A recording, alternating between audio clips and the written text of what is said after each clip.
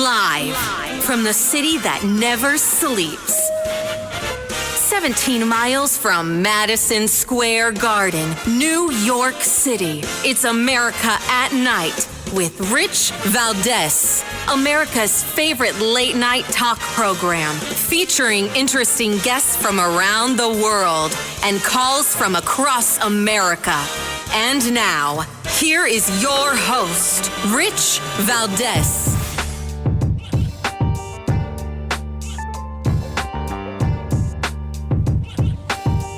Hi there, good evening, and what's up, America? I am Rich Valdes, Valdes with an S, at Rich Valdes on all of the social media. Welcome to the Thursday night edition of the program. We are live and national. If anybody wants to join the program, give me a call, 833-482-5337, 833-4-Valdes. And I don't know about you, but it always seems to me like every time we see a headline, the Democrats love criminality more and more. And this is something sometimes I get my head around, but most times I can't. And in moments like this is really one of those moments. I think it's bizarre, really bizarre, that we don't have a different national dialogue going on. And I guess maybe it's just me. Maybe I'm a weirdo, right? But there was these clips. Let me see if I have any that I saw. And I thought to myself, man, this is bad. The mayor of Minneapolis. And this guy, he's really something. I mean, yesterday I played a clip of you saying, thoughts and prayers aren't enough. But he went on. I mean, he started talking about not blaming transgender people. Now, I know some of you are thinking, well, Rich, is he supposed to blame transgender people? No, people, plural, no. That transgender person. That's what he's supposed to do. But, the mayor says, don't blame the transgenders. Then you've got the media saying, you got to be careful to not misgender the shooter. What? Again, forgive me if this comes across as politically incorrect, but A, the shooter's dead. And B, people by and large, and I think this is a fair and totally honest statement. If I'm wrong, please call me and correct me. I believe most people, like man on the street, grab a microphone and interview 10 people out of wherever you want, wherever you can find 10 people, a busy place, town square, and you ask them, excuse me, can you explain transgenderism? I think most people will have some sort of idea, but most people won't know all the ins and outs of how to explain this. And it's not that uncommon for people to say, oh, the news report said the guy was born Robert, but, that his name was Robin, and I don't know if he was born Robin and became Robert, if he was Robert. That's confusing for a lot of people. There's a portion of people in America, I'd say the majority of them, that don't care about the news. They use the news as a necessity to make sure they know what's going on in the world because they're so busy trying to make a living. They're trying to pay their bills. They're trying to raise their kids. They're not here parsing political analysis, what I do all day. They listen to programs like this or others when they have a chance, when they're in the car for a minute, when they go to the gym, they check out a podcast. They try to stay informed, but by and large, they don't care, right? They don't have the time to care because bigger things are happening. There are people, my brother's in the real estate business. This is a little left field, but every now and again he'll come to me and he'll be like, man, I got a tough one. He has some one families, some two families, some five families, got different types of buildings. And he tells me, I met a woman that applied for an apartment, and on paper, she didn't meet the criteria, right? I knew that her income and her status as a person, as a single person, wasn't going to be enough. But he's like, I didn't want to not help her. She had the money, and she had 5 boys under the age of 9. No husband, no parent, no co-parenting person, right? No support system. Just her and these 5 boys. And it wasn't like she was a lawyer and had 5 kids and, was, bringing in 150, 200K a year, or she could try to hold it down. She had a job that she'd just gotten, an hourly job. And, I tell you all the time, we grew up poor. So he sees this and it reminds him of us growing up. And he says, you know what? I'm going to help her out. He said, I'm just, I got to cover myself because she could get stuck and then I'm going to end up with this security deposit and whatnot that isn't going to be enough to cover the amount of time that she may not pay me. And I'll get stuck holding the bag. So he said, look, I'll make a deal with you. The financials don't work out, right? And you don't have all the pay stubs and bank statements, et cetera. But if you can give me 2 months security and a month's rent, the place is yours. I'm going to help you out. So he did. And from the very beginning, it was tough. And this is a brand new renovated apartment. Every now and again, she'd call, oh, the toilet doesn't work. I'm sorry, my little one dropped the rubber ducky inside the toilet. Oh, this happened. Oh, one of them threw their shirt, their underwear, whatever, in the toilet, right? Multiple plumbing calls, going up. The cost associated is going up. Ultimately, he starts telling me, he's like, I try to help this girl. Every time I go there, I just see empty, not beer bottles, but like wine cooler bottles.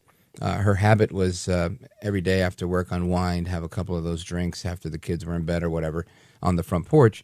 But she wouldn't bring the cans into the recycling bin. She would just leave them on the porch. And he'd be around the area, cutting grass and whatever. And he said, every time I go there, I feel like, I'm the janitor now. I got to pick up cans. Nobody's cleaning up after themselves. He also owns the house next door, and they tell him that they don't understand why the water bill is coming in high. So he asks the neighbors, what's going on? They were like, oh, the little kids from the house next door, they come and they use the hose all the time. So now he's like, oh, boy, with no permission. So he runs into all these problems, and ultimately this person calls and says, hey, look, I'm in a jam. I can't pay you the rent. So she lives the 3 months that she paid and an extra month for free. And then he had to evict her. So he did lose out on a month.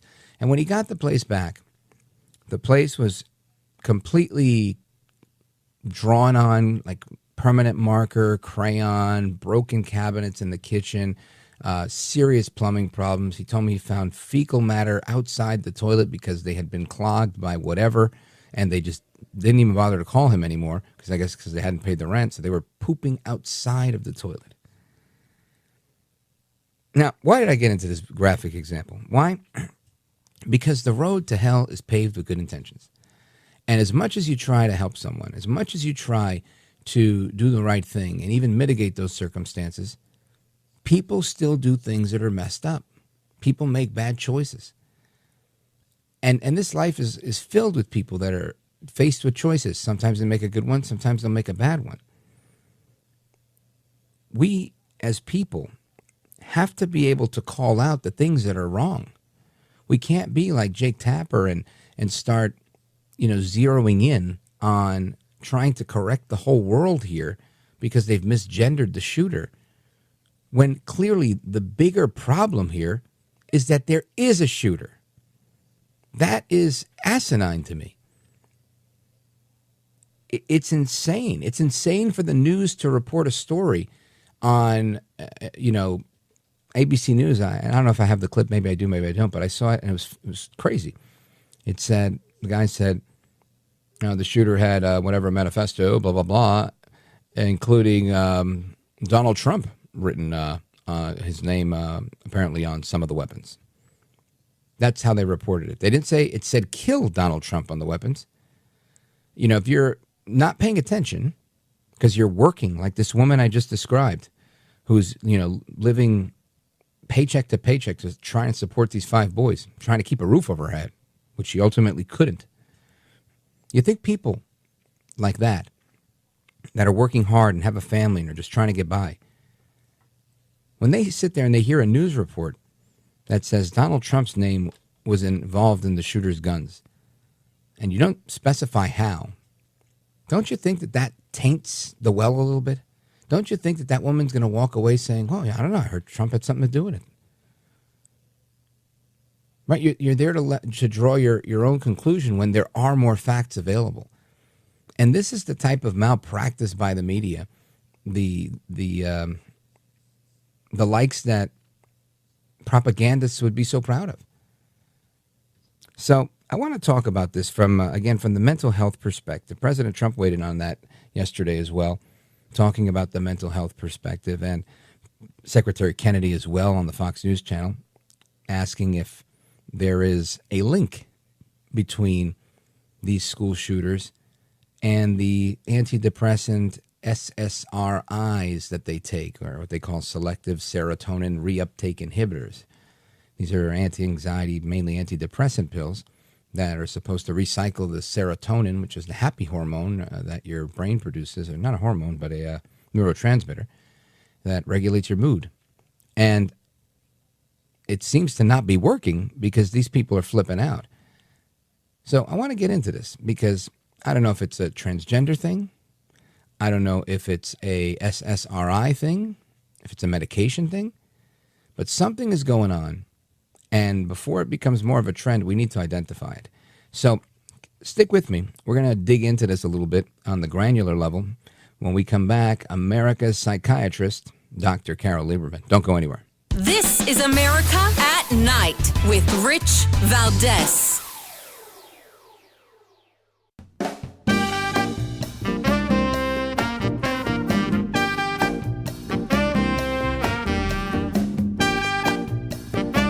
Well, thank you, Rich, and thank you for everything. I know you very well, and I listen, but I have a lot of people that listen, and they love your show, and I appreciate it very much. America at Night with Rich Valdes.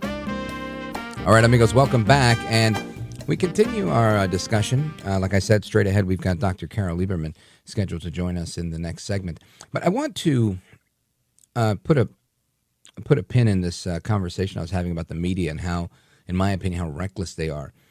And Jake Tapper, CNN, Jake Tapper, one of the last fake news guys standing at CNN, he had this clip, and I just, for the life of me, I think, how do you miss it, right? This is the guy who sat there and argued with Lara Trump about Dr. Fauci and about the COVID vaccines and about President Biden's fitness, and was calling out Lara Trump when she was the chair of the RNC, saying that, well, you can't say that. You don't know that. You're not a doctor, right? And then he goes and writes a book about it and how all his friends were covering up for Joe Biden. I mean, he wrote the book, not me. He said it, not me, right? The same guy that said it wasn't happening.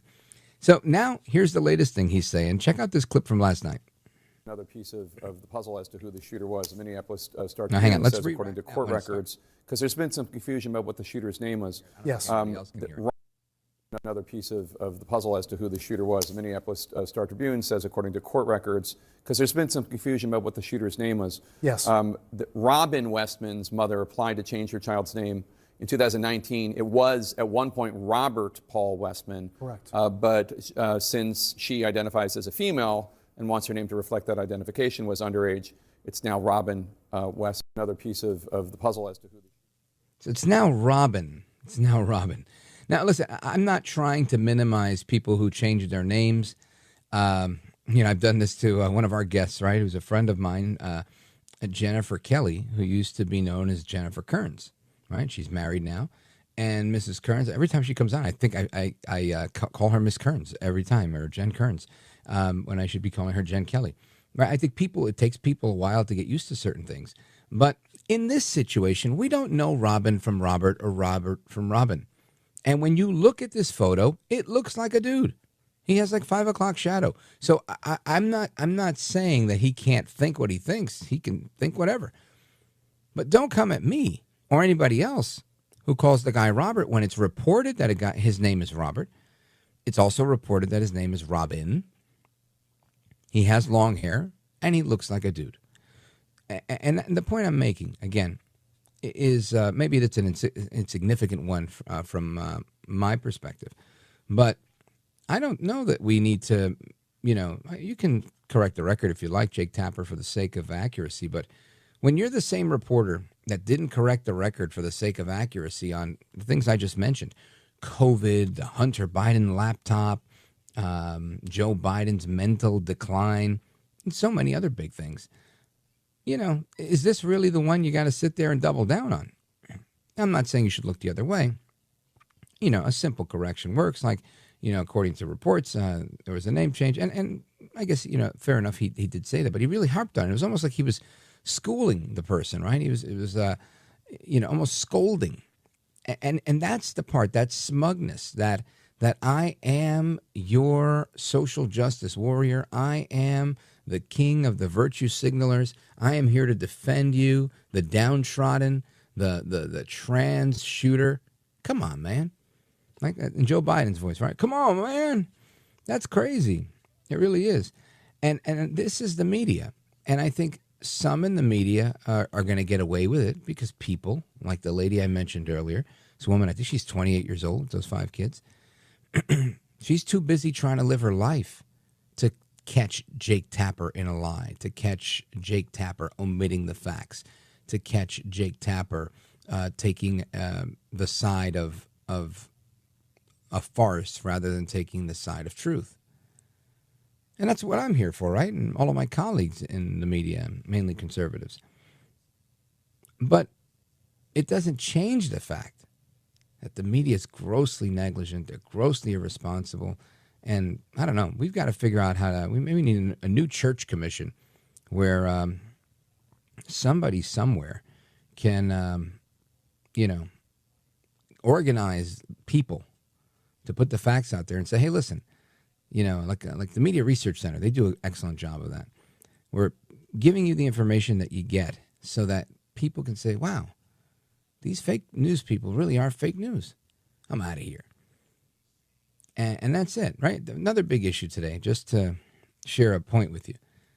Susan Monares, right? Monares, I don't know how you say it, but she was the director of the CDC for a couple of weeks. Some are saying she quit in protest. Others are saying she was fired. I understand that, that can make a critical distinction in a story. But the fact remains that she's not there. And that others left because they were upset as well. Now, as these stories develop, it seems that she was told, hey, look, this is the directive of the organization. Her boss has told her this is what we're doing. She was like, I don't like that. That's wrong. And again, some people take that position thinking that this is the righteous hill they need to die on, and then they get fired. Because I guess some people, I don't know, I guess there's just, different strokes for different folks. In many parts of the world, I guess, like California, the Silicon Valley, New York City, perhaps, you're allowed to push back on your employer and just be like, no, I think you should do it my way. But in most parts of this world, the guy that's writing the paycheck, the woman that signs the payroll, these people are the ones that are in charge. And you got to play ball or you got to go. But you can't sit there and cry over the spilled milk when it happens, right? You can't sit there and go, oh, they did this. It's sexism. It's racism. You didn't do the job they needed you to do. Anyway, we're going to continue with my discussion with Dr. Carole Lieberman on this shooter, on Secretary RFK Bobby Kennedy saying there might be a link between certain medications and these trans shooters. All of that's coming up.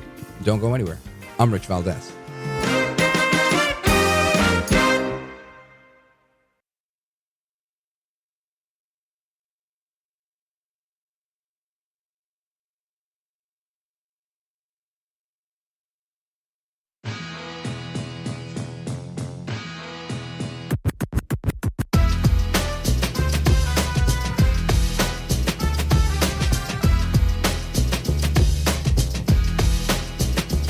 Thank you for what you do. You have so many people. You ask the questions that if a viewer had a microphone, they would ask that question, and you seem to always ask it right at the right time. So God bless you, my friend. America at Night with Rich Valdes. All right, amigos, welcome back. It's Rich Valdes, Valdes with an S, at Rich Valdes on all of the social media. And I want to remind you that there was a really good interview on the Fox News channel of Secretary RFK Jr., the Secretary of HHS, Bobby Kennedy. And he asked a few questions saying that, look, HHS, whether it's through NIH or whatever division that falls within his domain as a secretary, is going to be looking into connections between certain medications and these trans shooters. These suicidal ideations, let me kill people and then kill myself, murder homicide type of thing, is that a result of some of the medications that people are quote unquote depressed and in treatment are receiving? And of course, people are going to push back on him for that. But he was asked, is there a link? And here's what he answered. We're launching studies on the potential contribution of some of the SSRI drugs and some of the other psychiatric drugs that might be contributing to violence. Many of them on there have black box warnings that warn of suicidal ideation and homicidal ideation. So we can't exclude those as a culprit, and those are the kind of studies that we're doing. Again, that is the Secretary of Health and Human Services, Robert F. Kennedy Jr. And I want to get into this with somebody who knows this all too well, America's psychiatrist, Dr. Carole Lieberman. She's got a master's in public health and a medical degree. And as a medical doctor, she's done this stuff. She worked in the mental hospital in New York City, in Bellevue. She's all over TV. She's been an expert witness on a million different cases over the years. And she's here with us now because I want to get her take on this specifically. I don't know if there's conclusive evidence-based research that supports the claim, but I think it's definitely a good idea to ask. Dr. Carole Lieberman, welcome back. Hi there. Thank you. So what do you think about what Secretary Kennedy is talking about here? Because when I heard the question, and I said, it's a question a lot of people have been asking for a long time. And I know we just had you on the show recently, but I said, there's really, but a few experts in the country that know this stuff like you do. So I said, we got to have her back. And since it's such a big story, you are the expert here. Dr. Carole, what say you? Well, I'm all for more research. I mean, what could be bad with more studies, okay? And I'm all for all the, the good things that RFK Jr. would like to do and has already been doing. However, that being said, I am very concerned about, first of all, I've given prescribed, if a patient would like to come to me, have me be their psychiatrist, I tell them up front that they need to commit to at least one therapy session per week. And then if they need medication, also, I'm happy to give them medication. But medication alone does not cure anything. It can control some symptoms, and of course, it's very important for things like schizophrenia and bipolar disorder and some other things. It's important. But you need the therapy, talk therapy, to go with it. So with these medications, the problem is the public is so eager. And this has been going on since Columbine, at least. Remember when there was this thought that because they were taking, whatever they were taking, SSRIs, or I don't even remember at this point. But it does seem to be a trend. Would you agree? Well, the public wanted to blame these whatever medications they were taking for the school shooting, and now today, with the shooting in Minneapolis, we don't even know that he was taking any medications. But if he right. was. The public is ready to blame the medication for it, whatever kind of medication it was. Now, yes, there are black boxes. However, that say that people are certain medications that people may be more likely to, especially young people, may be more likely to commit suicide. It's mainly suicide, but these days, especially young adults or teenagers, like to do suicide by cop or suicide by, like the one in Minneapolis, killed himself after he shot up the church. Like murder-suicide. Yes, right. So, but the real reasons... Dr. Carole, sorry to interrupt you, but it's tough to hear you. I don't know if the phone is getting away from your mouth, but we want to make sure everybody gets a chance to hear you. Sure. My mouth is getting away from the phone. the thing that is the most important is that, and this has been more, increasing over the last couple of decades, that it used to be, and I was trained to do this, and it worked. I mean, first of all, I've prescribed all different kinds of medications over the years, and I have never had a patient, whether it's an SSRI or anything else, kill themselves or kill anybody else. So, in my experience, no, it doesn't do anything bad. But the key is you have to be seeing the person at least in a week after you prescribe the medication. You have to be on top of them.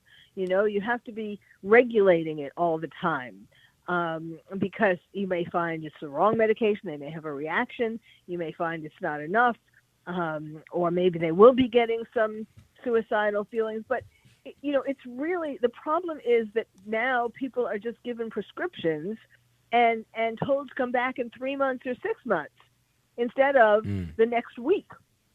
And so, and I've had cases as an expert witness, I've had cases of malpractice against psychiatrists. Like, for example, a woman who was depressed and her psychiatrist gave her an antidepressant. I don't think it was an SSRI, but some antidepressant. And then told her to come back in 3 months. And that was a little too long because she was so depressed she killed herself. So her husband sued the psychiatrist. Wow. These are the kinds of things that are happening. It is just the lack of following them carefully with giving any kind of medication and also giving them therapy. Yeah, that makes sense. Dr. Carole, I want you to stand by. We'll see if we can get this audio situation resolved. And when we come back, I want to get your thoughts on President Trump saying there's not enough mental hospitals. I want to get your thoughts on that as well. Amigos, we're coming right back with Dr. Carole Lieberman. This is America at Night with Rich Valdes. Call now, 833-4-VALDES. That's 833-482-5337. 833-4-VALDES. That's Valdes with an S.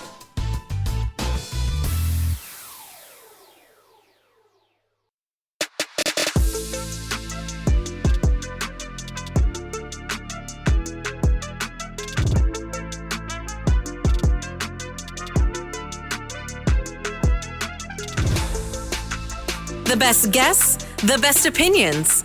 This is America at Night with Rich Valdes. All right, amigos, welcome back. Again, Open Phone America is starting right now. And my question to everybody that's out there listening tonight is there a lack of mental hospitals? President Trump making a statement to that effect yesterday, basically condemning the idea that there's just not enough mental health facilities. I know that's a fact in New York, and it's been so for 30 years, or if not more. They've been closing down mental hospitals, replacing them with homeless shelters that don't provide any type of mental help. Maybe one, clinical social worker at these locations, but really no real ability to help. And to me, this is a problem, and the president cited it as a problem as well. And I'm wondering if this is a thing, A, and B, how we solve it. Dr. Carole Lieberman is America's psychiatrist, and we continue our conversation with her. Dr. Carole, what are your thoughts on President Trump's comments that we don't have enough mental health facilities? Well, I think you must have been listening to your show when I was on earlier in the week saying that that's the problem. That's why we have so many homeless, because they closed the state hospitals. We absolutely need more hospitals, and it's going to be a little tricky, but not impossible, to bring them back. Some hospitals, some state hospitals have just been left, empty. Some have been used for something else, and then you could build others, or you could take other buildings and make them into psychiatric hospitals. I mean, it's not an impossible task. It's just going to take a little while. But yes, not only for the homeless, we need this for just regular people who aren't homeless and who need more time in a psychiatric hospital. Dr. Carole, this is something that, again, I tend to look at the world through political lenses because that's my background. But I know in your profession you look at things, I'm sure, as a physician.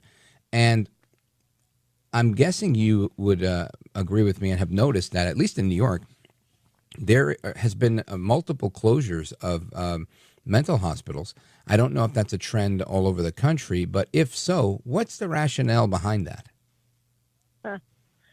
Well, originally, it was Ronald Reagan, and we all know that he was a great president and all that, but he got bad advice when it came to closing state mental hospitals.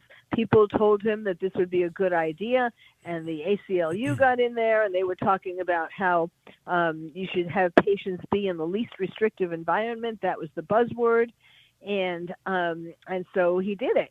And there was also supposed to be, the idea was the people were supposed to be going to local community clinics instead of being locked up in a hospital. And again, the important thing here is to realize that people have the wrong idea of what happens in these chronic state hospitals or county hospitals, long-term hospitals. It's not cuckoo's nest. It's not, what do you call it? Not cutting people's brains open. I mean, yes, did they used to do that back in years and years and years ago? Drilling holes. Yes, right. They thought that might work, and then they found out that it didn't. But that's not the kind of thing that happens now. Now, some hospitals are better than others, but it's certainly better than being on the street, or even for people who wouldn't be on the street, but just need more time in a psychiatric hospital. Like people who, it takes time to, if you have a psychosis, it takes time for first of all, for the doctor, the psychiatrist, to figure out exactly what kind of psychosis you have, and then to try a certain medication, and then to see if that medication works, and then to see what dose you need, and not just the medication, but to be doing therapy with you to get you to understand what kind of disorder you have, and to make plans for your future. All these things take a long time. And so that's why we need more time. And yes, like you were saying, these places where they have a social worker for 100 or at least people, that can't really do anything significant to change their lives. And that's why these things fail. When they spent in California, they spent a ton of money on little tiny houses or different kinds of living arrangements.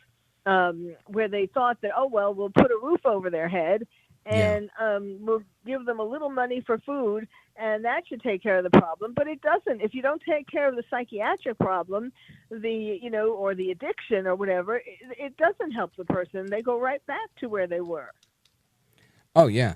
We had the former czar from the White House on homelessness, Dr. Robert Marbut, on the program, and he was giving me some crazy statistics about it. Let me see if I remember it. He said California leads the country in homelessness, and 50% of all homelessness in America is in California. Some wild number. I was like, I couldn't believe that. Yeah. Yes, it is something like that. Yes, it is crazy. I mean, I think people come here, it's not because they like to be homeless. Right, it's good weather. They come here, yes, because it's very nice weather most of the time. I mean, not all the time, but it's compared to other places, you don't freeze your tush off. And yes, Newsom's ideas of there are a lot of social programs where they would get some money and so on. I mean, it is probably the best place all the way around to be homeless, but obviously no place really is good to be homeless. And so if they're not given a chance to improve their life with all these other things, resources, then they're just going to stay homeless. Yeah. Well, I don't know the answer to this, but I know that, again, politically speaking, the left and very liberal, observers have always pointed out a very similar argument. We have too many jails. We're incarcerating people en masse, and that this is bad. And the other side of that argument, I think many people in layman's terms, is where else do you put the bad people that can't be integrated into society, right? If you kill someone and you have to pay your 25 years or life sentence, where do you put them? House arrest, right? That's not really a punishment, and they're able to do something bad again. So I think there's a need for prisons, the same way I think there's a need for mental hospitals. Yet there are people among us that disagree. 1 minute to you. Well, when the state mental hospitals were when they let people leave, made people leave from the state mental hospitals, they went either they became homeless or they committed crimes and they went to jail. Of course, nowadays, even if you commit a crime, you're not in jail for very long either. Nobody wants to keep these people. They throw them back on the street, no matter what the situation is. And that's something that has to change, too. People need to be punished properly, like they used to be, for whatever crimes. Look at stealing. Shoplifting looting. And all that. Looting. Shoplifting, that's the word. Shoplifting. Yeah. Look at, if you shoplift less than $1,000, then you're pretty much just let go. So you could shoplift every day of the week.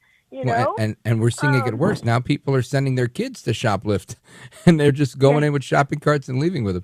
It's literally insane. Dr. Carole, I have to hit a pause here, but I want to make sure people can find you. Tell everybody your website.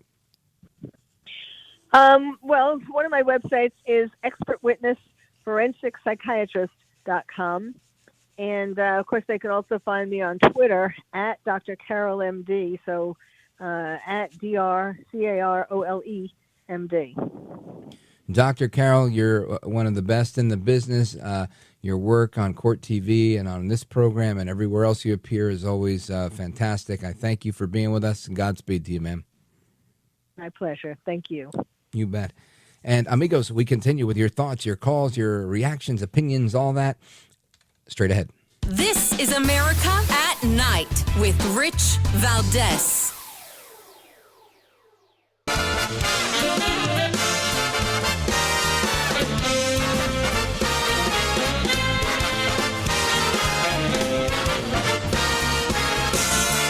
Live from the city that never sleeps. 17 miles from Madison Square Garden, New York City. It's America at Night with Rich Valdes, America's favorite late night talk program, featuring interesting guests from around the world and calls from across America.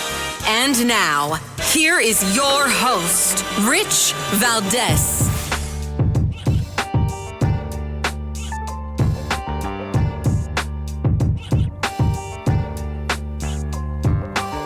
Hi there, good evening, and what's up, America? I am Rich Valdes, Valdes with an S, at Rich Valdes on all of the social media.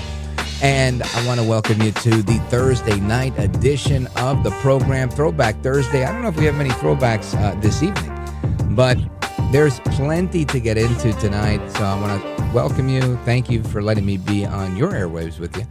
And we're going to get into a few things tonight because, well, there's a few things to get into. We were talking about mental health. That's always a big focus. I also want to talk about other topics, right? Big, important cultural topics. Because you've got this this person that I'm not very fond of in New York City. His name, Mamdani. I forget his first name. Zoran the Moran Madmani, right? This guy, this madman, this communist sympathizing madman. There's so many things. I mean, the more I watch him, the less I like him, honestly.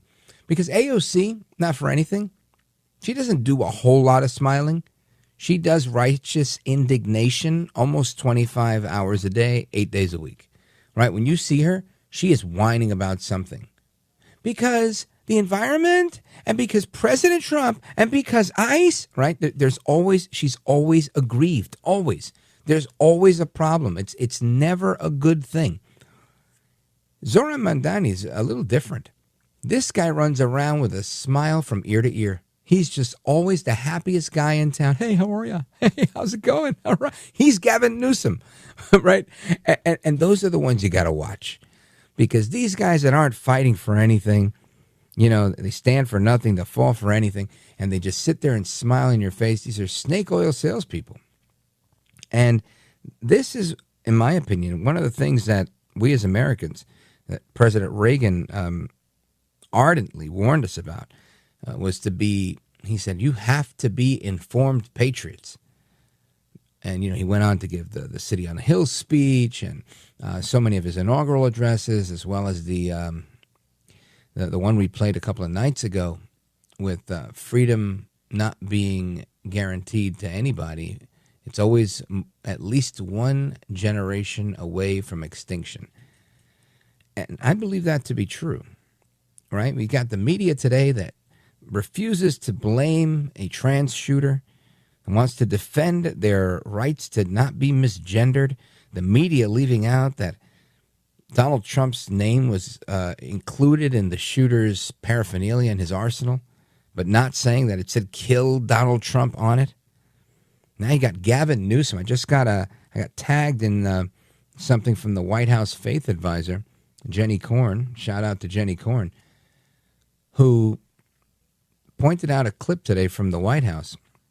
Caroline Leavitt addressing Gavin Newsom, and Gavin Newsom talking about prayer. And again, taking a posture against prayer. The governor of California, instead of calling people to pray in the wake of this shooting, right? No, instead, what we want to do is we want to blame the Christians. We want to blame the people of faith for having faith. Now, listen, I'll be the first to tell you, I am not a great Christian, if there was such a thing, right? I guess Jesus was the best Christian.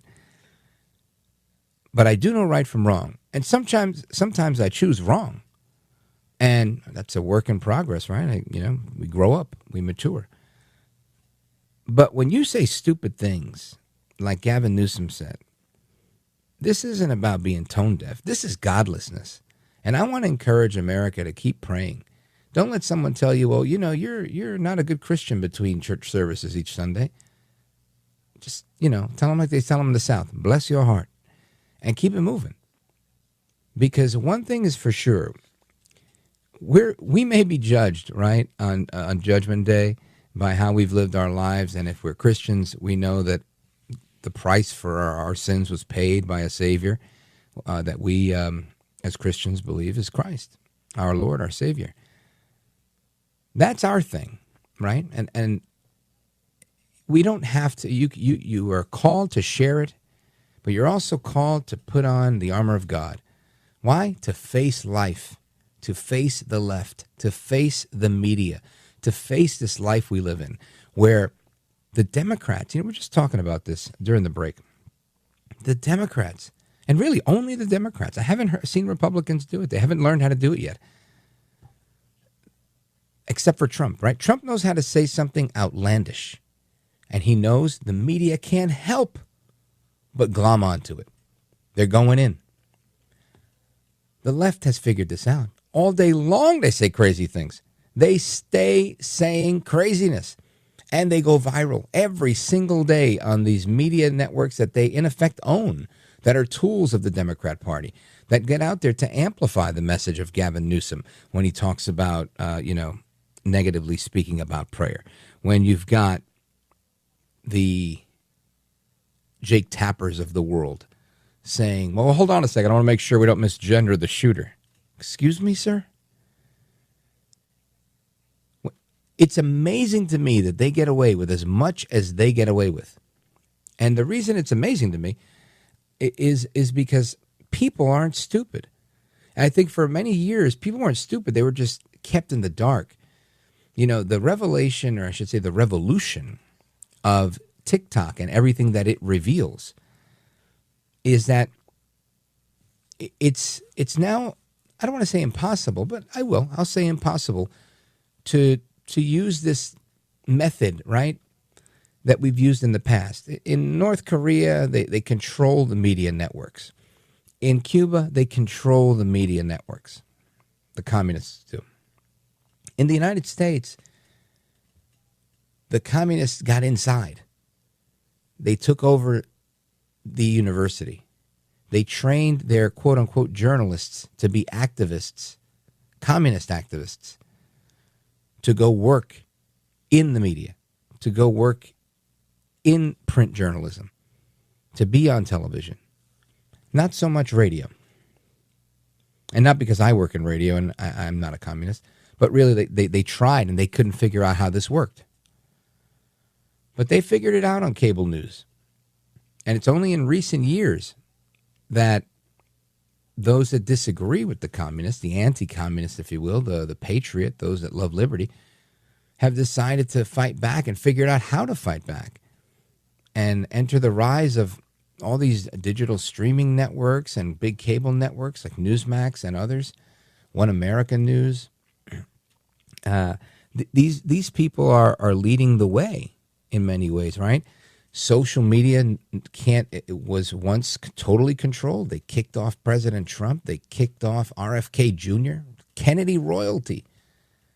Right? His dad was assassinated as Attorney General of the United States, serving his brother, President of the United States, JFK and RFK. I mean, a Democrat of all Democrats. Silenced. Doctors like Robert Malone and Peter McCullough, silenced. Dr. Jay Bhattacharya, silenced. Doesn't matter if you work at Stanford. You said something we disagree with, you've been silenced in social media. And if we silence you there, you will not be on CNN. You will not be on MSNBC. Isn't that amazing? That was so amazing to me. The fact that we thought we lived in a free America. And we were not in a free America. We were in America where you can do exactly what the communists do in Cuba, exactly what the communists do in North Korea. It was as if Maduro himself was at the helm, praising Stalin, praising Lenin, praising Mao, praising Marx. This, to me, it was the biggest thing. And they went so far that they offended moms. They offended dads. They offended children. People that weren't allowed to see their parents die when they said, no, you can't go outside during COVID. 6 feet, you can't do this. You can't see your loved ones die. You can't do anything. The kids can't play in playgrounds outside. If you go jogging in New York City around the waterfront, you got to wear a mask. This was a step too far, and it woke people up. And you started getting doctors and journalists and everybody else saying, you know what, this doesn't make sense. I'm speaking out. And some were silenced, but there were too many. And then one big billionaire, the richest one in the world, he turned around and he said, I don't like this. I'm going to buy Twitter. I'm going to put an end to that. And then you had another billionaire that was like, hey, they stole my election. All but threw me out, tried to put me in jail. I'm running again. And we're going to make America great again. I mean, this is a fairy tale story because the Democrats got caught doing what they do. And it's a story I love to tell every single day, and I'm glad you're here with me on it. Anyway, that was just a couple of thoughts I wanted to share with you, but we're going to continue our conversation on this and a couple of other things. In particular, the Mamdani angle. Because he's pledged tens of millions of dollars for trans operations and LGBTQIA plus lesson plans in public schools. This is a wild story, and Kendall Tietz is coming up to tell us more. Don't go anywhere. This is America at Night with Rich Valdes.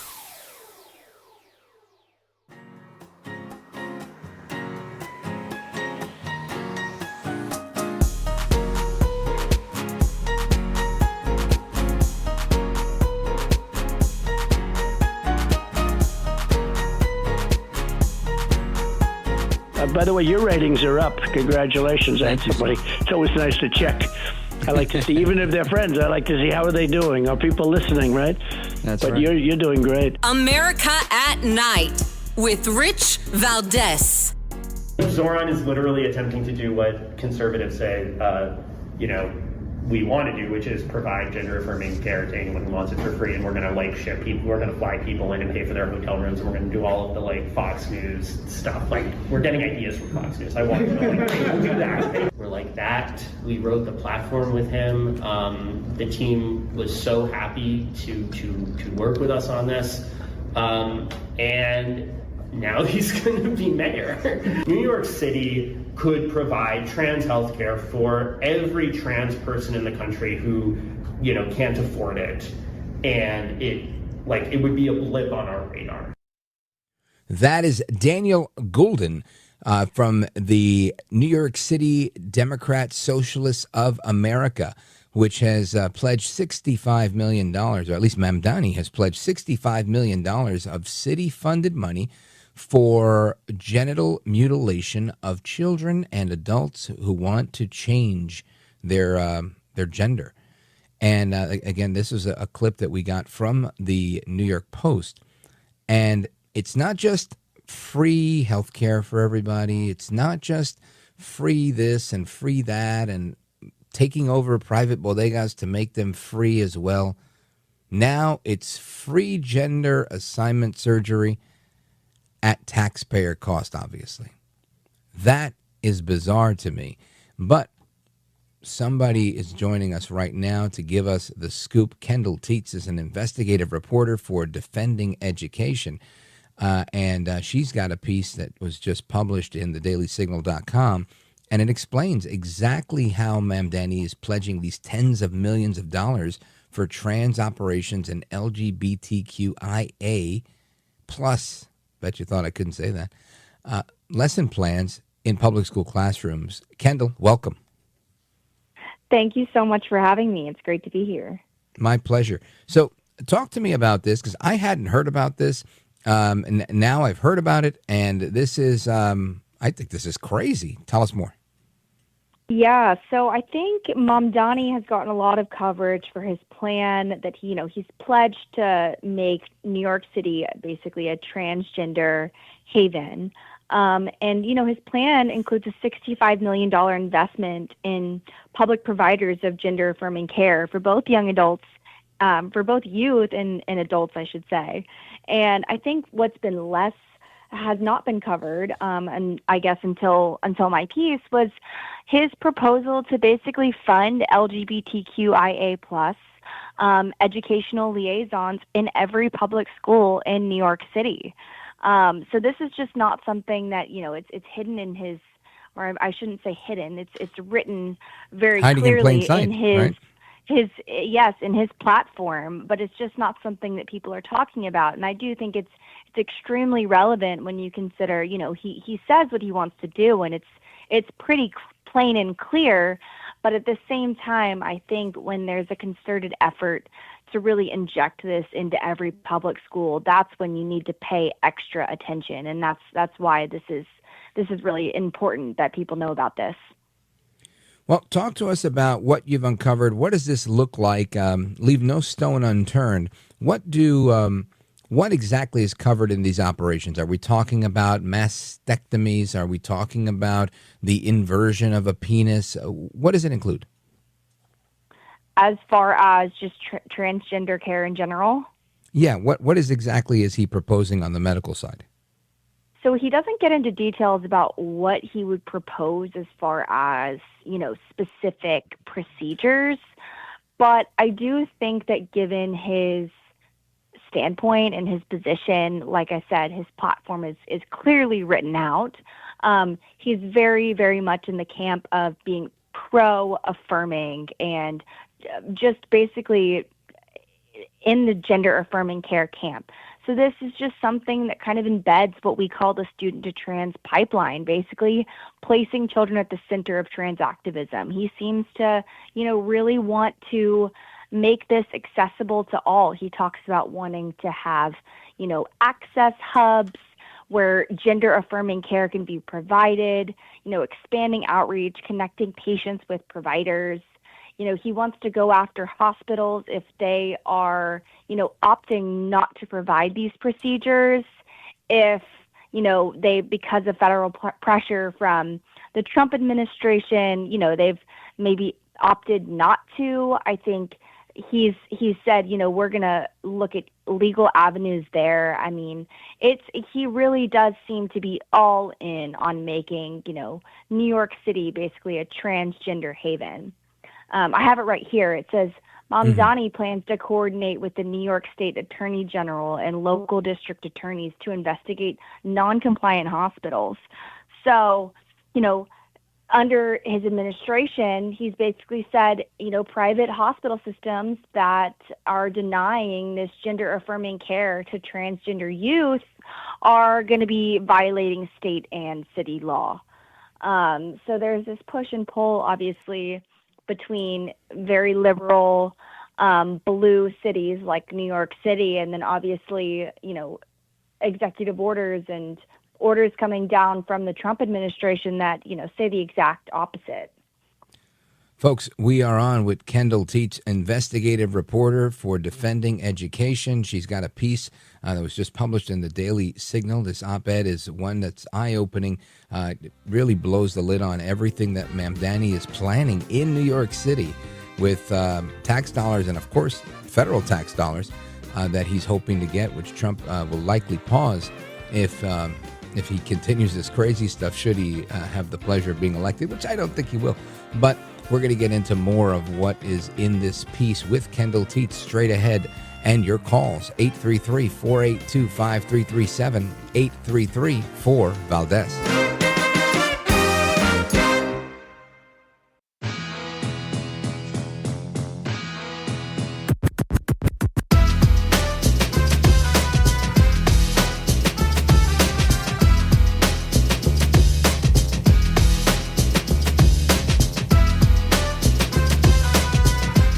Look at Rich Valdes. He's now a radio host, and he's a great radio host. America at Night with Rich Valdes.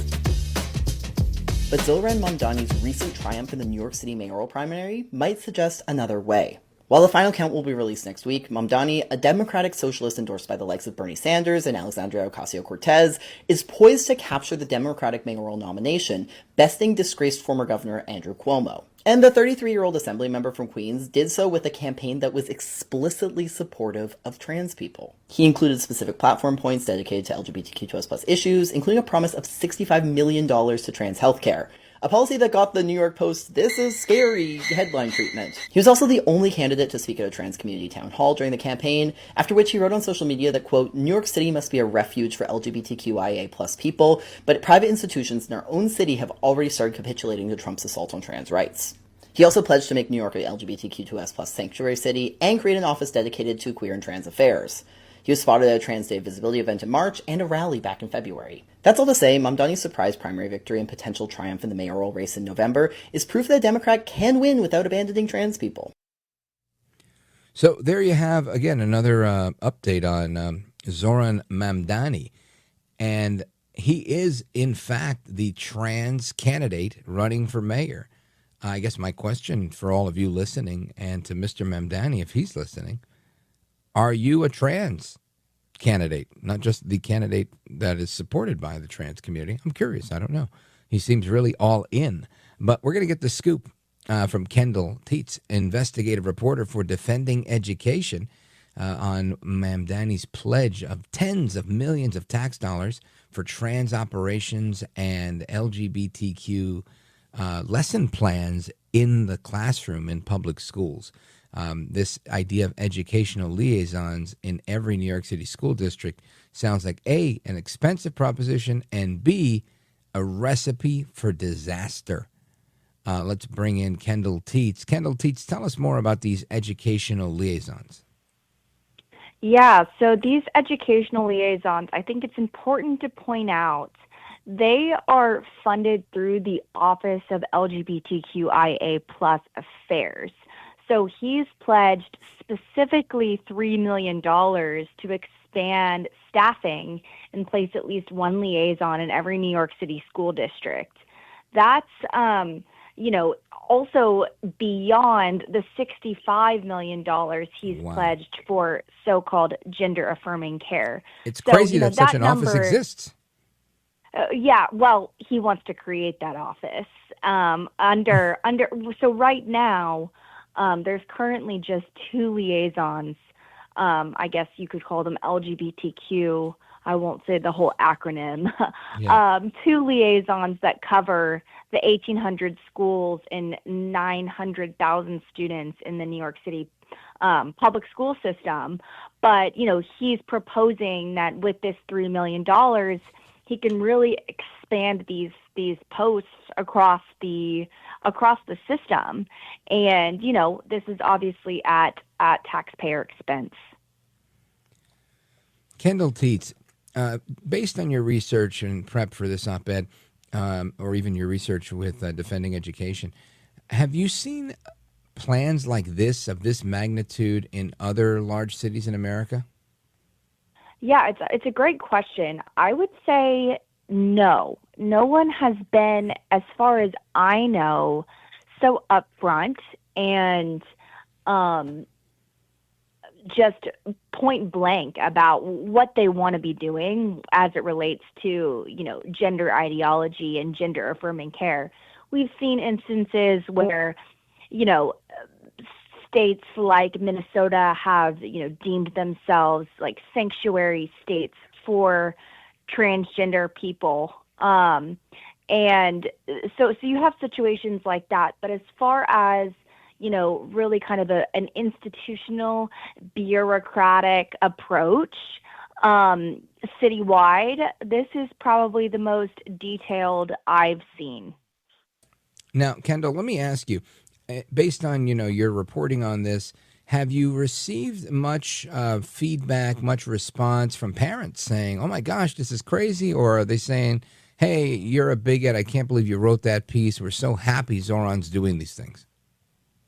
Yeah, we always get a little bit of both, I think. But I think that it's pretty par for the course in New York City, sadly. So I don't think that, parents who send their kids to New York City public schools would be surprised. I mean, even right now in the New York City public school system, there is a whole slate of bureaucratic positions that really kind of cover these sorts of roles that this so-called educational liaison in the Office of LGBTQ Affairs would be covering. You've got a respect for all liaison, sexual harassment prevention liaisons, gender and sexuality alliance staff, and you've got Title IX liaisons. So it really, in my opinion, you're adding this extra, LGBTQ specific position that doesn't fill a gap. Even though Mamdani makes it seem like there's a need for this, it really just multiplies bureaucracy, creating, new taxpayer-funded jobs for political allies, potentially, of his. And I think that, you played the clip of Daniel Golden, and he kind of lays bare the plans by, the Democratic Socialists of America, what they plan to do. They want to really bring this, nationwide. And their whole goal is, New York City can be a sanctuary place, and then they can use the political and financial bureaucracy of, leadership under Mamdani to basically scale a socialist-aligned gender agenda across the country. And that might sound alarmist, but like I said, he really lays out the plan in that clip that you played. Kendall Tietz, I want you to, before we run out of time, just touch quickly on some of this legal pressure on the hospitals. What's that about, and how do you think that's going to unfold? Yeah, so Mamdani has said that he really plans to go after these hospitals that are, they're not in compliance with what he views as the right move. And he's basically said, these hospitals that have decided that they're not going to offer this gender affirming care are going to be in violation of state and city law. And basically he said, he'll plan to coordinate with the New York State Attorney General, local district attorneys to investigate non-compliant hospitals. And I think that that's really, an alarming thing. And not to mention he wants to hold public hearings, pursue legal consequences. He's really seems very set on, making this happen. And he is being very clear about what he wants to do as far as, expanding these so-called gender affirming care policies in New York City and across the country. Well, it's crazy to see what activists like Mamdani are doing with New York City and how they're using taxpayer dollars to promote their agenda. This is not what the people want. It's not what they voted for. And it's just amazing to me that it's happening in real time. And my suspicion is that, like Kamala Harris, this will be another failure to launch kind of campaign. I want to thank you for being with us, Kendall Tietz, investigative reporter for Defending Education. Let everybody quickly know how they can find you and keep up to speed with your work. Yeah, so you can find my work specifically. I would say the best place would be on X. So I'm at Tietz Kendall. But otherwise, our organization, Defending Education, can be found at defendinged.org.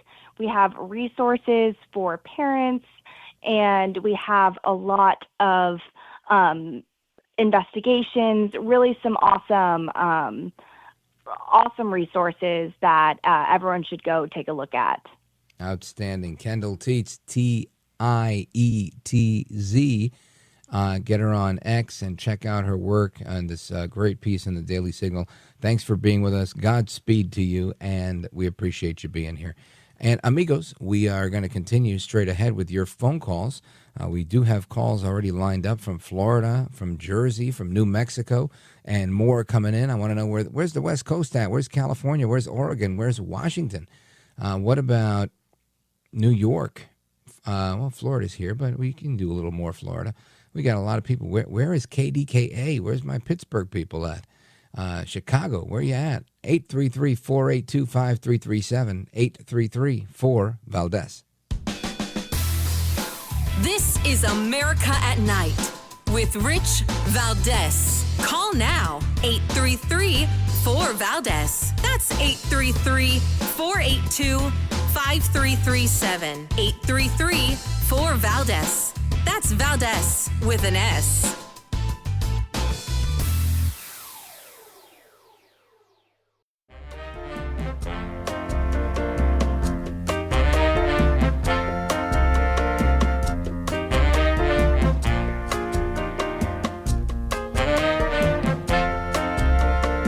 After the guest leaves every night and we're doing open phones, kind of at the heartbeat of America. You sit there in this radio studio and suddenly you hear voices. Mobile, Dallas, New York, Miami. And there's kind of a conglomeration of America all in one room. Call now, 833-4-VALDEZ. That's 833-482-5337. 833-4-VALDEZ. That's Valdes with an S. All right, amigos, welcome back. We continue the conversation with you, we the people. Open Phone America starts right now. I want to go to Sandra calling us from Hurley, New Mexico, KNUW. Sandra, go right ahead. Okay, thank you, Rich, for taking the call. And yes. Okay, so I submitted the declaration of candidacy for Hurley, New Mexico on the 26th of August. Congratulations. Well, thank you. Influenced pretty much by, Billy Graham's son, Franklin, saying that born-again Christians should take every office in the United States in order to save it. If we don't get very serious about this, when Trump goes, we're trying to come alongside him by doing this right now, because we've got problems everywhere. And you know what? I mean, all these poor children that were shot at the Catholic Church. Yeah, amen, sister. That was a travesty, and I my heart breaks for that. I normally, people who listen to the show know I typically don't like to talk about children getting hurt, just because honestly it gets me angry and it gets me emotional. I have children. I don't like to talk about it. My mind starts wandering, and it's a tough topic for me. I hate it. I hate those stories. So if you see me neglecting them, it's really lack of maturity. I'm not mature enough to cover those topics. That's God's honest truth. I lose it quick. And amen. You need to stick with your guns, and if you're called and led to run for office, I think you should. Earlier this week, I had a monologue where I talked about how many times has a Christian called you and said, "Hey, let's have an all-Christian city council." It's never happened to me. I've never heard of people recruiting that way, but yet there are Muslims doing that, and then anybody wants to complain when they're talking about the call to prayer being broadcast on speakers or Sharia law being a consideration in their community. It's not that I'm okaying that. I'm just saying, what are you doing? If you're not in the boxing ring, you're not in the fight. You can't be in the ringside and trying to call it like you're one of the fighters. It just doesn't work that way. Sandra, Godspeed to you, and KNUW. We continue. I want to go right here to, let me see, stick with me here. Gary, Daytona Beach, Florida, WNDB. Go right ahead, sir. Hey, thanks for taking the call. I Yes, just sir. wanted to comment. I'd heard a couple times that the shooter, that he was making a joke of how easy it was to acquire the weapons, and it is easy. No, I don't think it should be hard. It's a fundamental right in this country to have weapons. And I see the angle you're taking, though. You're saying, if you're a crazy person and you lie and you say you're not a crazy person, or, when they ask you those simple questions, like, what are you planning on doing, blah, blah, blah. Very simple. Some states have different questions, obviously. And you lie on those, then, yeah, it's even easier. And, the point I made yesterday, and I guess I'll make again today, is bad guys will do whatever they got to do to get a gun. The concern is not how hard is it to give honest people guns. The concern is that we are turning a blind eye to the fact that the bad guys will always have a gun, right? If you're a homeowner and you get robbed and you use your gun, it's one thing.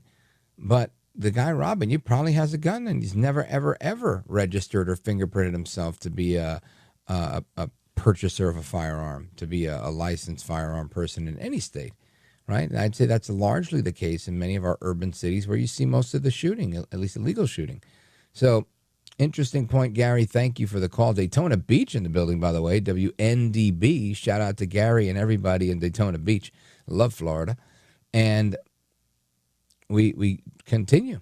Let us go to Denise, Ridgefield, New Jersey, streaming the show. WOND 1400 from Atlantic City. Go right ahead. First of all, I'm 75 years old, and I have I was in the Army, so I have kind of like a view of sexuality in a kind of a different way than most people. But I have to tell you that I hope President Trump gets his hand and his magic wand on the next topic, which is there are two genders. You can't say they because you're either a guy or a girl. I mean, this is... Right, unless you're like a conjoined twin, right? Like a Siamese twin? Well, then you're a they. No. But the bottom line is, you can be gay. That's fine. When I was a kid, people would say, it's America. It's a free country. We can do what we want. And that's a fact. It's a free country. But being gay is wonderful. It's your choice. However, you still have to be one or the other. I mean, you're either a guy or a girl. What's this LGBTQJK, whatever? I mean, it's nonsense. Yeah. Well, it's Marxism is what it is, Denise.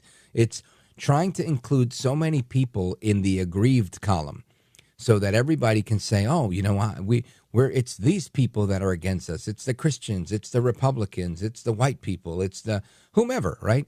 Whomever opposes their agenda, I don't have because you're taking from me. When it's not true. I don't have because you have. So that's ultimately what it is. And that's why they do it. They confuse the truth to try and make sense of their own craziness. Denise in Ridgefield, New Jersey, thank you for your service. You don't sound a day over like 35, so thank you for your call. I appreciate you. Shout out to WOND 1400, Atlantic City, Jersey in the building. And amigos, I'm coming back with the rest of your calls. Illinois, Nevada, New York, and more. 833-482-5337. 833-4-VALDEZ. This is America at Night with Rich Valdes.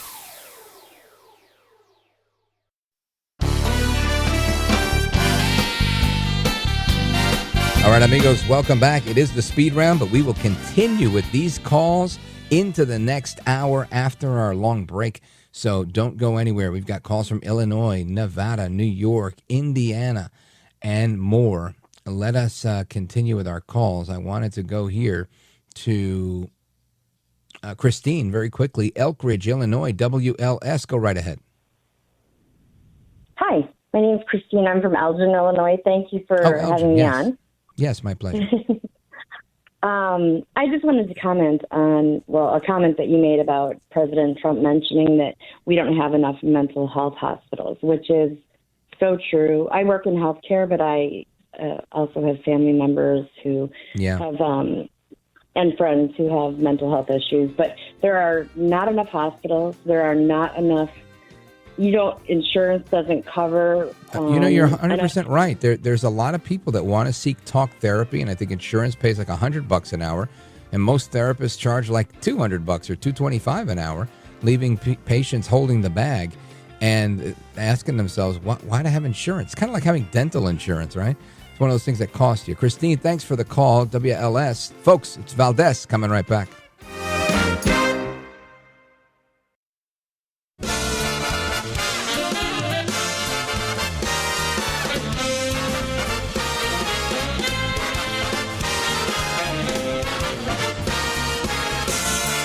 Live from the city that never sleeps. 17 miles from Madison Square Garden, New York City. It's America at Night with Rich Valdes, America's favorite late night talk program, featuring interesting guests from around the world and calls from across America. And now, here is your host, Rich Valdes.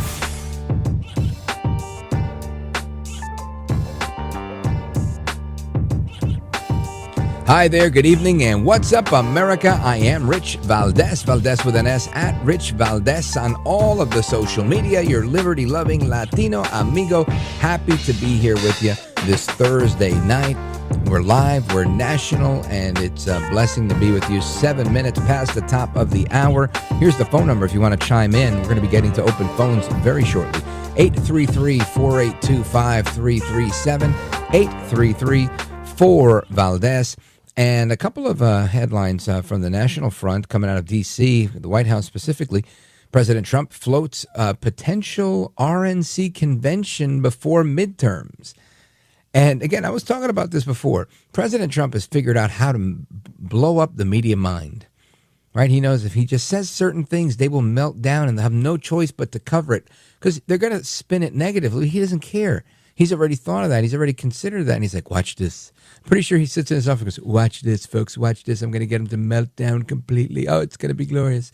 Right? I'm pretty sure he has a great time with it.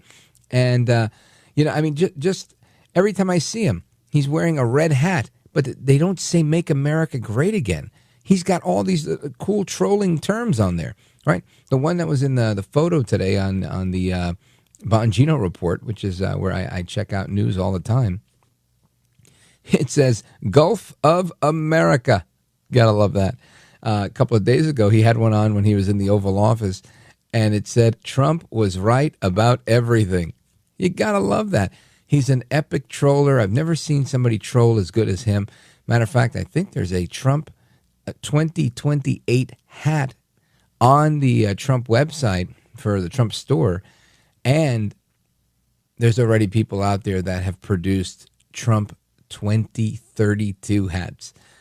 I love it. It's the best trolling I've seen ever. It gets the media going. But the reason I bring that up is because the media they cause the Democrats and all of the crazy things they say to go viral every day. So Trump has a lot of work, right? He's got his work cut out for him in order to get as viral as he does every day as well. But he's got the skill, he's got the technique, he knows what to do. And I'm not saying he won't push for an RNC convention before the midterms. What I am saying is that this gets him going, right? It really does. So kudos to El Trumpito for doing what he's doing and actually using the power that he has, right, to really to do what the Democrats have always done, right? They play the political game the way they do. They get influence, they get power, they sway the balance in their direction, and then they do what they can and what they want. And Republicans typically have always played catch up or righteous indignation. I can't believe they're doing that. What are you doing? You know, the constant push back. But it's never the how about I bully you a little bit, right? We never do that because we're above that. But Trump's figured it out. You troll them. You just troll them. You put on your Gulf of America MAGA hat, your 2028, 2032. You know, I think it's great. Maybe 2036. You know, that might be the one I get just to mess with people. Anyway, so RNC convention potentially happening next year. Love that. What else we've got? Oh, they're flipping out, right? The left is still flipping out about crime. Everybody and their mother in D.C. is talking about, well, it's nice to have the, city's clean again, the city's safe. Yet people on the left, he's a this, Trump is that, all the Republicans, ICE has masks on, the National Guard, it's a police state. I mean, they just keep bellyaching about everything. Yet you had these 12 days where nobody was killed. So I have to say, kudos to 12 days of no killing. Now, Mr. Good, who's in the control room, he flagged a piece of audio on TikTok for me from an influencer I'd seen before, but absolutely remarkable. And in a minute, I'll give you his name. I just don't have it in front of me. But the guy is absolutely terrific. He tells it like it is. And Panama something, or Panamanians. Panamanian Ricky on TikTok. And he says, this should be happening in every city. Listen to this. All right, so, I need help with something, right? Because I talk about this all the time. I talk about how in urban cities across America, right, we have these cities that have, murder rates that 2 and 3 and 4 and 500 murders every single year, right? Whether you're talking about Philly, Chicago, Memphis, Detroit, D.C., right? And right now in D.C., right, D.C. is a city that's a majority black city, nicknamed Chocolate City, right? Black people die there on a regular basis, right? There hasn't been a murder there in 2 weeks. And I can't find one liberal or one so-called pro-black that's happy about it, right? These are the same people that run around acting like they got all this love and concern for the black community. And I can't find one that's happy about the fact that there are no black people being murdered in D.C. right now, right? If the Trump administration said, you know what, we're going to stop our efforts, we're going to pull back the National Guard, we're just going to, we're going to let D.C. just be D.C., they would celebrate that. And do you know what would happen? It would go right back to murder, mayhem, death, and fucking destruction. That's what would happen. And I'm of the opinion now that this is what they want. Because the idea that the city with the 4th highest murder rate, the murders just stopped. It's been 2 weeks. Nobody has been killed. Every city should want that. But liberals and so-called pro-blacks are against it. We got to wake the up, man. We got to wake up. And I said it before and I'll say it again. They don't give a about us, man. It's not about the people. It's about the party. Well, God bless Panamanian Ricky on TikTok. And I've had a similar message and a similar realization many years. I take it a step further, and I would say there are cities in New Jersey and other places that are majority minority. And usually whichever minority, whether Hispanic or African American, whichever one was in charge had a commensurate superintendent of schools, because he mentioned schools, right? I believe he did. And if he didn't, I'm going to mention them. You've got a black superintendent or a Hispanic superintendent overseeing these largely Hispanic and black neighborhoods that are filled with failing school districts. School districts fail. You've got largely the family dynamic failing. You've got crime through the roof. And yet they want to blame someone else when it's usually a black or a Hispanic from that area that runs those schools, that runs those police departments. I mean, correct me if I'm wrong, but if we look at the Mayor Bowser, she's a black woman. Now, I'm not making racial comments. I'm playing a game. This is the game that the left plays, right? Oh, we need a black mayor because we need somebody that looks like us, right? We need a black superintendent because we need someone that looks like us. We need a Hispanic here. We need someone that eats like us and thinks like us and listens to our music. How's that working out? Now, I'm not saying this is not a pro-white commercial. I'm saying I'm saying hire the right person. Who cares what they look like? Who cares what they eat and what music they listen to? If they're good at the job and they can educate your children and keep your community safe as a police chief, that's the person you want. We need to stop playing the racial political game. Let Al Sharpton and his tracksuit stay in the 80s. Anyway, straight ahead, I want to talk to you about something that is it's a particular pet peeve of mine, which is every time I got to go somewhere, I'm pretty close to Newark Airport, right? You know, I live near the Turnpike, right by the Washington Bridge, on the Jersey side of the Hudson River, and it's easy for me to get to Newark Airport. I can get to JFK or LaGuardia, but it's probably double, triple the time sometimes. You got to go into Queens. And on top of that, it's, more tolls. So I like Newark Airport, but the problem with Newark Airport is that they have like 1 or 3 air traffic controllers to land 1,000 planes a day. And I'm being, I'm overzealous here. I'm exaggerating. But the reality is it's a problem. If they say your plane's landing at 7, it's not. It's not landing at 7. It's going to land at 8, 9, 10, maybe even 11. Because sometimes they'll just delay the whole flight if they don't have the right air traffic people. And this has been going on for months, and there's no remedy in sight. So that's one problem. Other problem is now we also don't have enough pilots. This is also a big deal, this looming commercial pilot shortage. And I think it's a big deal. So I want to get into this with somebody who knows exactly what's going on. He is the CEO of Thrust Flight. He's a former airline pilot himself and now runs this flight company. And Patrick Amzen is going to explain to us what exactly is going on with this lack of commercial pilots. And he'll tell us a little bit about some of the data as well and the future of air travel. So keep it locked right here. It's Rich Valdes coming back to talk about people missing their flights this Labor Day weekend. Don't go anywhere. This is America at Night with Rich Valdes.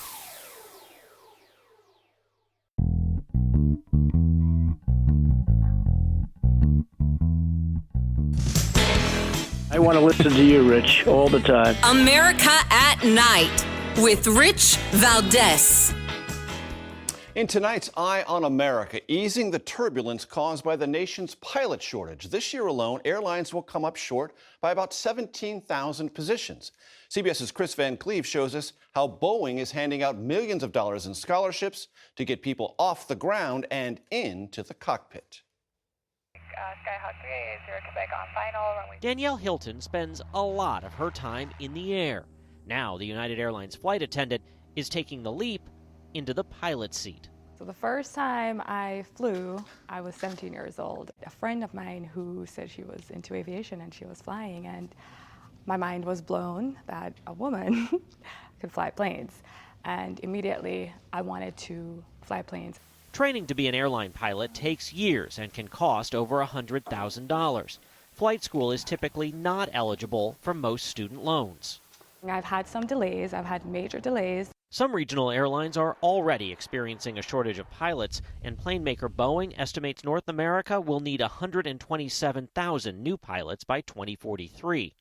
Over the last 3 years, the company has given out $8.5 million in flight school scholarships. We need more women, and we need people to be able to get on an airplane, just like I did this morning, and look left, see someone that looks like them, and go, I can do that too. It's something I can do. Women make up about 9% of pilots, and women of color are less than 1%. This year, Boeing handed out 25 scholarships for $20,000 apiece. One of them to keep Hilton's dream flying high. How important was the scholarship in making it possible for you to be a pilot? It's a huge deal. It has afforded me to take time off to get my flying done. And now, 15 years after her first flight, Hilton's plan to be an airline pilot is a big step closer to taking off. For Eye on America, Chris Van Cleve, Hampton, Georgia. All right, that's a report there from CBS. And very, very interesting, right? I'm usually an opponent of saying, I've never seen any Puerto Rican guys get into national radio, yet here I am. Happenstance, I was interested. But hearing her story, I could see how seeing someone that, kind of jogs your memory or jars your look on things can be a catalyst for something like that. But the bigger issue here is we don't have enough pilots. And that part I know. And I think it's evidenced by flight delays. It's also evidenced by how expensive things are. I guess the more scarce and rare pilots are, the more these flights are going to cost.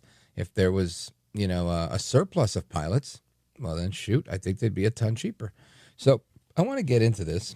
And President Trump, sir, if you're listening, let's talk with Secretary McMahon and the folks in Treasury and see if we can create a way for federal student loans.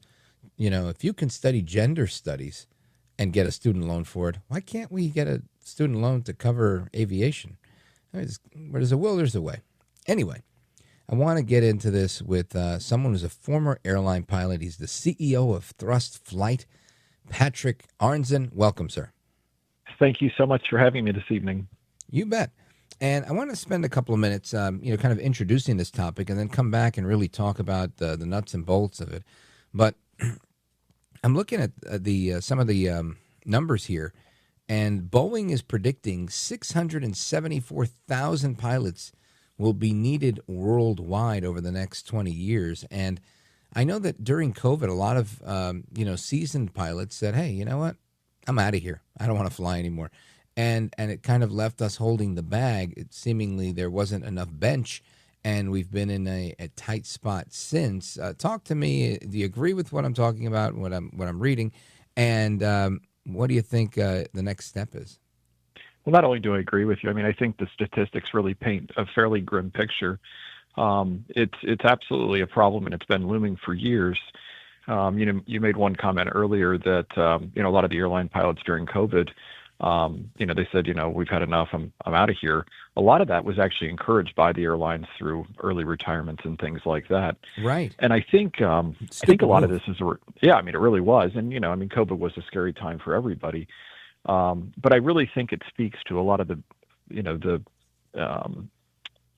way airlines look, into the future. I think they're looking 6 months, a year, 2 years, 3 years, maybe into the future. And they're not really planning appropriately for what's coming down the pipe. And that's historically been the way it's been. And, it's one of the big reasons that we're in the situation that we're in right now. When I was trained back in the late 90s, I was ready to go to the airlines when September 11th happened. And at that time, there was a glut of pilots. There were still a lot of folks that, were in the military, during the Vietnam time.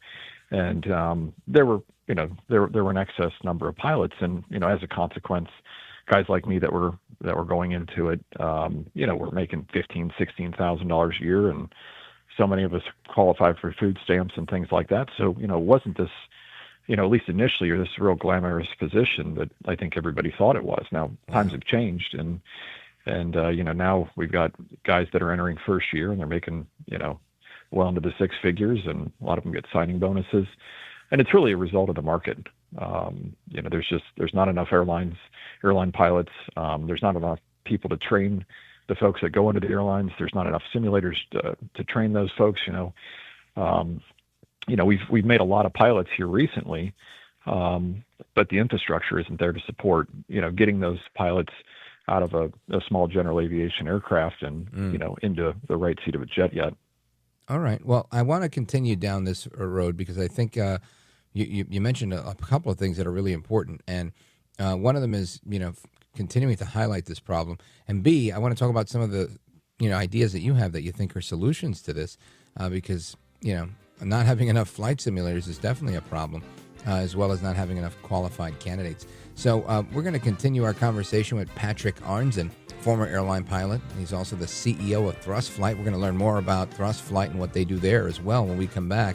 And Open Phone America. Folks, are going straight to your calls right after that. 833-482-5337, 833-4-VALDEZ. You get to weigh in on everything from airlines to the shooting to everything happening in America at night.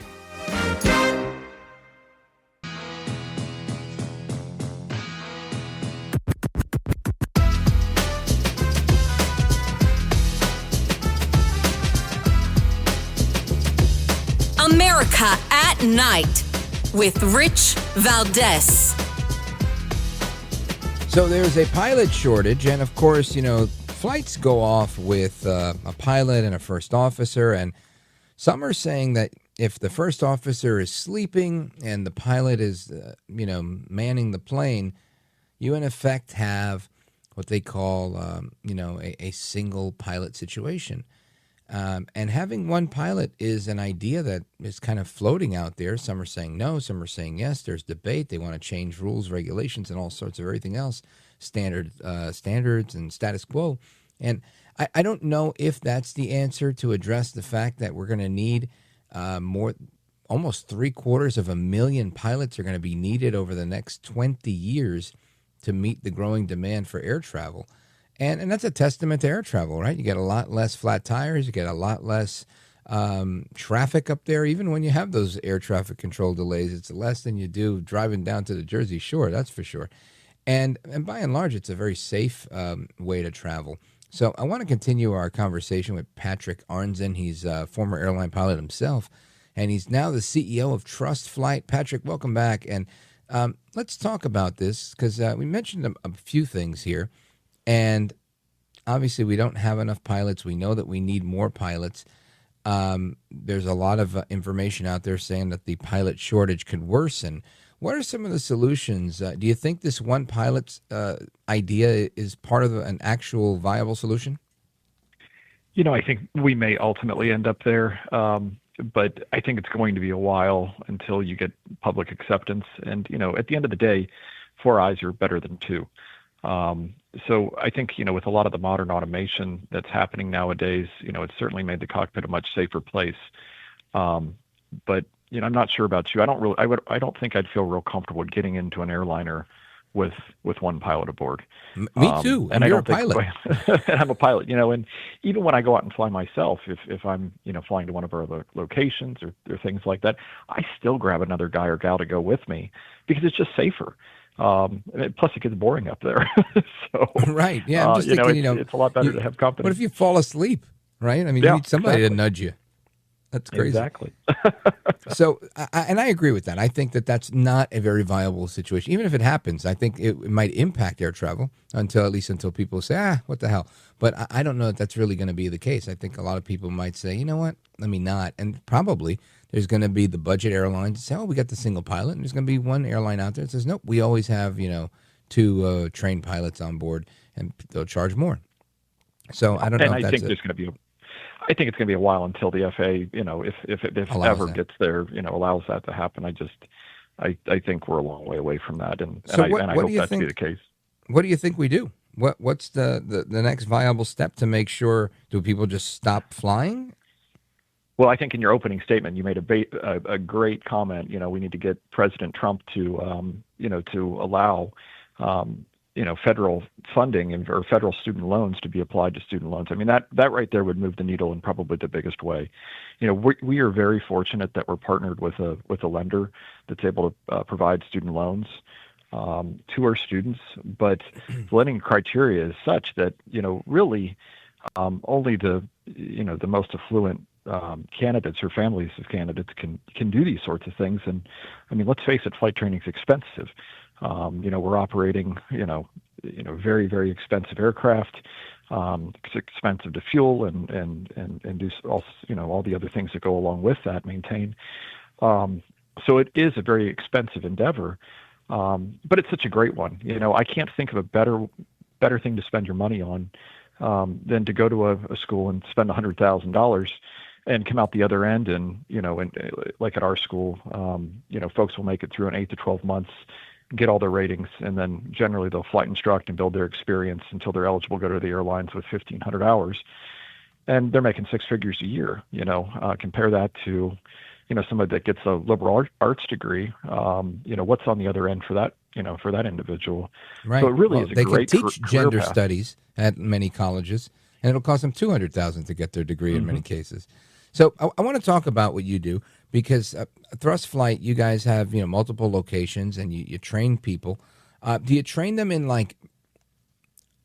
is this intermediate training for guys that are already pilots, or this is Rich Valdes walks in and says, "Hey, I interviewed a pilot. I want to be a pilot." How does this work? So we're an academy that only trains people that want to be airline pilots. So many flight schools are quite a bit different than we are, where, if you want to, say, be a recreational pilot, they'll train you. If you want to be an airline pilot, they'll train you. If you want to get a one-off rating, they'll train you. So, what we do is only train airline pilots, and we're experts at that. And that's how we're able to get folks through this program so quickly. So we literally have people show up the very first day, and they've never flown an airplane before. And, they come out the Like other me, end. I've never flown an airplane, believe it or not. Yeah. So we get the show. Come on down. We'd love to have you. You come out the other end and call it 10 months, and you're out there building your experience to become an airline pilot. So it's really, relatively speaking, a pretty quick path. 10 months, to get $100,000. You said, is that the going rate? Roughly. Yeah. So 10 months, $100,000. That's $10,000 a month, and you come out with a whole career at the other side. Doesn't really sound like a horrible deal. No, I mean, I think when you compare it to a traditional brick and mortar school, it's an excellent value. And the neat thing is the airlines, although they used to require an airline degree or a college degree, no longer require that degree. So we see a lot of folks that don't go the traditional route, and they come and they become airline pilots with us and skip college. And we try to provide a very collegiate-like environment for those folks, so they don't feel like they're missing out, and really set them up for a great career. Outstanding. Well, if people are listening and they say, you know what, I had no idea there was a pilot shortage. I want to make my money back in my first year for my education, which likely they will. Where do they, if they want to learn more about Thrust Flight or even anything else, but really Thrust Flight is who we're talking to. How do they learn more about your programs, Patrick? So they can, probably the best thing to do is go onto our website at thrustflight.com, and we've got lots of information there about the program. We've got some nice folks in the admissions department that can talk about everybody through the process. It can be very intimidating to do something like this, and I think our folks do a really good job of walking people through that, that have no idea how to pursue this, and really explain in a very logical and, roadmap type way of how you kind of get from start to finish. Yeah, listen, I think it's terrific. I spent about 8 years working in higher education as a director of admissions, mainly focused on adults who were switching careers. And this is so cool, I think. This is such a cool program where, I think you could say, you ever think of flying a plane? I could see, I could sell this stuff all day. It really is such an outstanding, idea. I mean, it's probably not for everybody, but I think there's a lot of people, especially now in this time of life. You've got more, I think it's mainly men that do this, but it's open to everybody. And I think you got a lot of guys that aren't getting married anymore. And, how cool would it be to, fly the friendly skies And not to mention, you got women that are probably doing the same things. If men aren't getting married, as women aren't getting married. And it just seems like a really interesting career field. Maybe when I retire from radio, I might become a pilot. Is there an age limit? So you have to retire at age 65 as an airline pilot. So we have a lot of people that will come and join us at 25, 35, 45, that have lived, entire other lives and other, professions. Yeah. And they said, you know what, I'm sick of driving a desk. I want to get out there. I want to do something different. And we have so many people that have completely switched courses and come and trained with us and have gone on to be really successful in aviation. Before I let you go, I just want you to answer a question for me. What is my schedule when I become a pilot? I fly, I don't know, let's just say my trips are from here to Florida or here to Puerto Rico, some short trip if I get lucky. I do 3 or 4 of those a day, and then I'm off for a number of days and do it again, or do you work every day? What's that like? Well, it's really dependent on, what your seniority looks like at the airlines. So, you kind of have to pay your dues when you go to the airlines. And generally, airline pilots will have about 14 days off a month, which sounds like a lot, but a lot of that time can be spent commuting if you live in another place. That's not the base where you're flying out of. For example, right. I used to live in Dallas, and I would commute to JFK, and that's where I would start my trips. So early on, you're going to fly more, but as you build seniority, I know guys that fly 2 or 3 times a month, and they're home for 20, 25 days a month. They get to pick their schedule and get all the really nice routes. So it really just depends on the seniority and where you're working, but you can really craft your future depending on what airline you go to and where you're based and where you live. But those are all real strategic decisions that you want to make when you choose an airline to go work for. Very cool. Sounds like there's a lot of options out there, and a very, very almost a limitless field. Patrick, I want to thank you for being here. Patrick Amzen, CEO of Thrust Flight. Thanks for bringing us up to speed on this.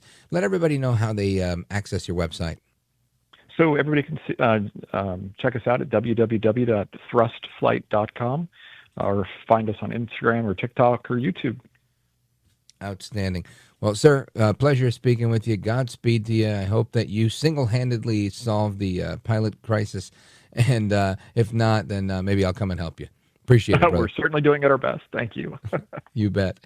And hope to speak with you soon. Amigos, your calls are coming up right now. Don't go anywhere. This is America at Night with Rich Valdes. Call now, 833-4-VALDES. That's 833-482-5337. 833-4-VALDES. That's Valdes with an S.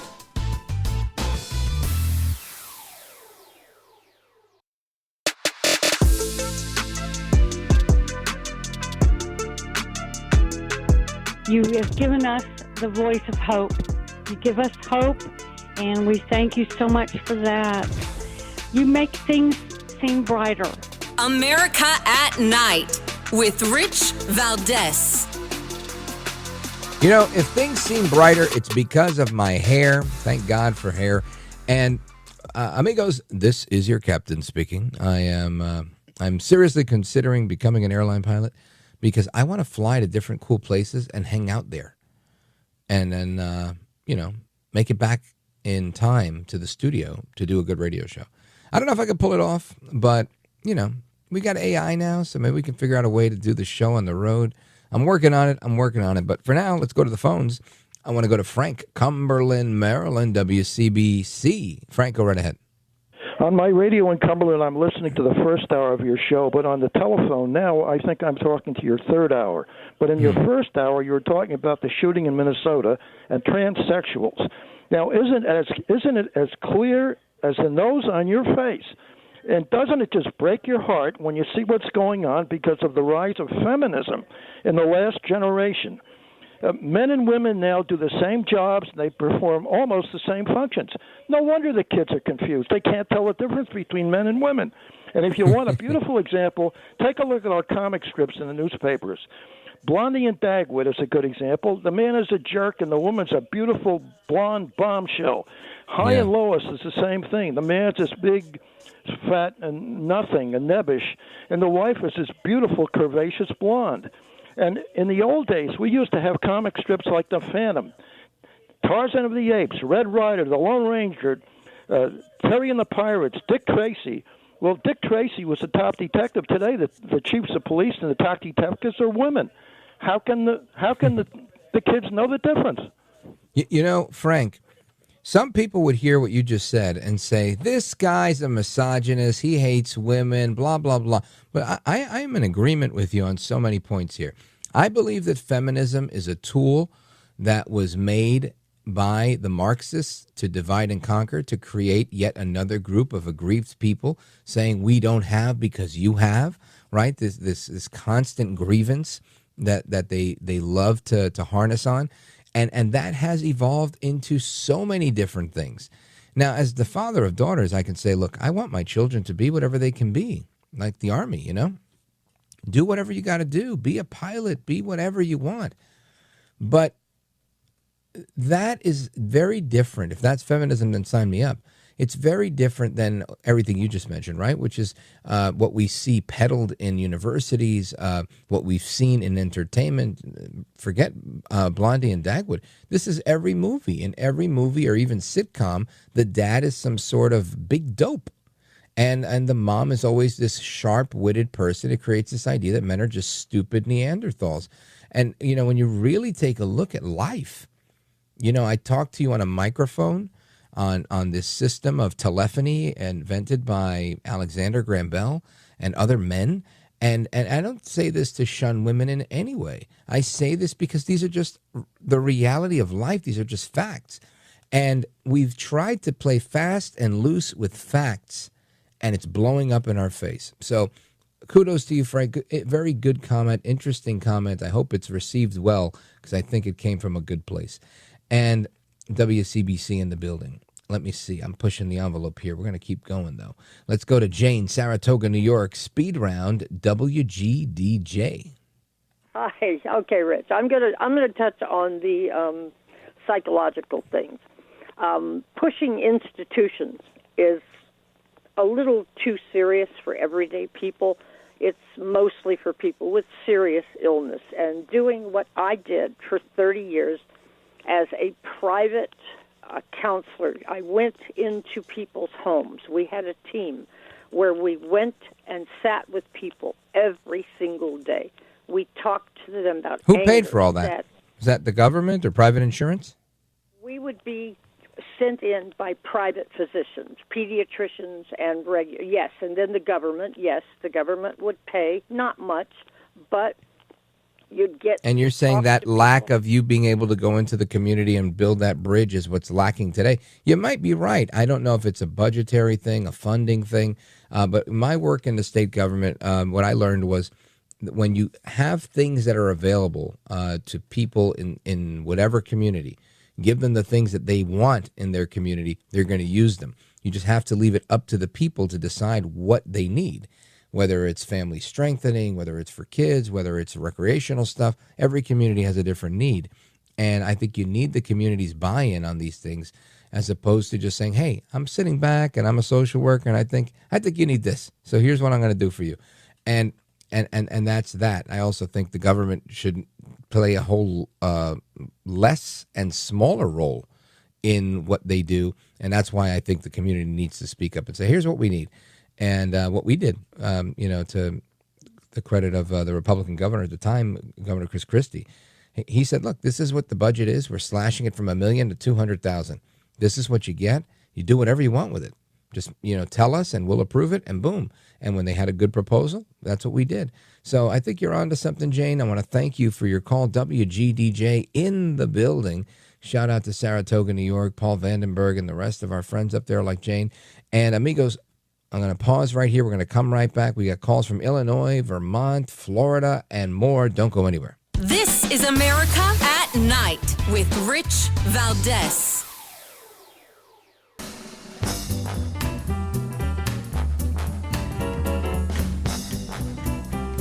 right, amigos, welcome back.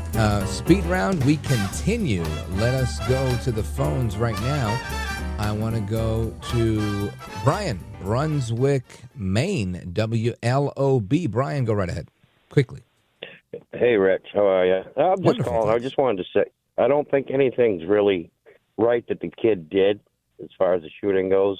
I think the propaganda and all the crap has done more to the kids today, to really twist their minds. It's just wrong.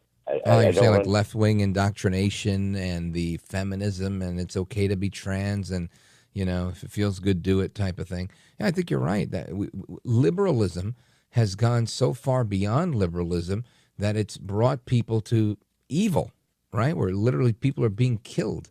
And that's not a good thing. I agree with you. It's hurting people and we need to check it. Brian in Brunswick, Maine, WLOB, thank you for your call. Let me see. Where do I go from here? Wally, Chicago, Illinois. Go right ahead. WLS. Yeah. Hi, Rich. Hey. I don't know. Some of the stuff that's been going on the last few days is kind of bugging me. All the crazy stuff and just trying to attempting to make sense of it, You're right. I mean, just imagine. Some people think Mamdani is popular in New York. He's not. Don't believe the hype. Wally, thanks for your call. WLS, hang in there. Keep the faith. Walter in St. Augustine, WFOY, shout out to you. You're right. Trump is flashing the bat signal. Lester, shout out to you in Florida as well. I appreciate it. Hasta la próxima. Take care and God bless you, America. I'm Rich Valdes.